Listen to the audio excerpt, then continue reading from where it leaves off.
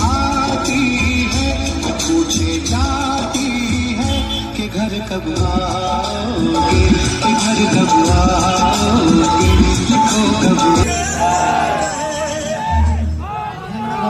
સૌથી વધારે ગૌરવ આપણે ભારત દેશમાં છીએ, એના માટે ગૌરવ હોવું જોઈએ. આપણા સમાજના ઘણા બધા યુવાનો ઇન્ડિયન આર્મીમાં છે, આપણા દેશની રક્ષા કરે છે. એટલે આ બધાને બહુ બધો દેશ પ્રેમ છે.